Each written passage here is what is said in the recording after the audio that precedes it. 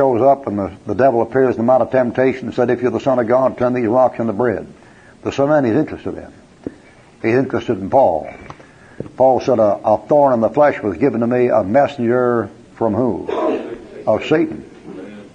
People like Peter and Paul, the devil's interested in. And if God's going to use you, the devil's going to take an interest in you. Isn't that a bleary thing? Don't you wish that wasn't so? But it's so.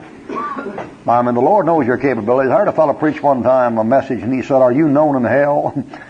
Now, it wasn't a very good doctrinal message, but his point was the demon-possessed man in the book of Acts said, Paul I know, and Jesus I know, but who are you? And the idea is, are you known in hell? The idea was, do the devil and the demons, they know who you are? A lot of people think they're real important. The devil won't even waste time even fool with them. But if you're doing something for God, really doing something for God, the devil's got a personal interest in you. Some of the brethren are bigger than they think they are. I got a tape the other day from a guy named Paul London. Anybody know Paul London? Ever hear of him?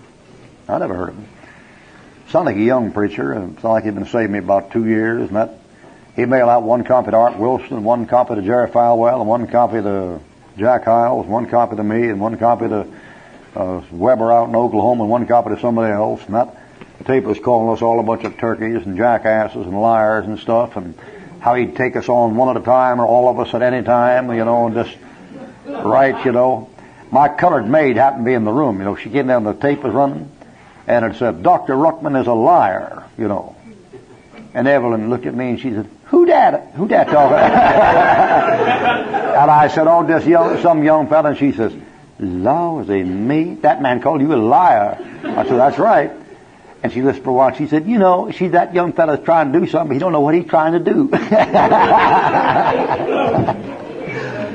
Some of those colored folk got more sense than the white folk. And that fellow went all through that thing in a big challenge. I lost his address, and I'm not going to look it up. And then he more for it. Just pitiful, man. Just pitiful.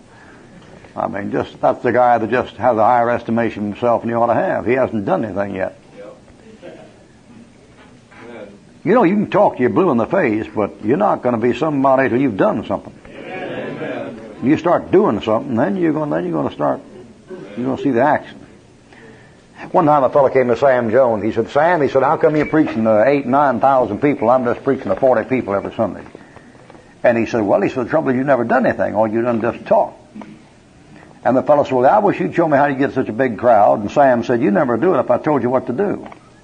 And the fellow said, yes, I would. Upon my word, I would. And Sam said, now, I'm going to tell you what to do, but I know you won't do it. But I'll tell you. He said, you tell me the truth. Sam said, I'll tell you exactly what to do.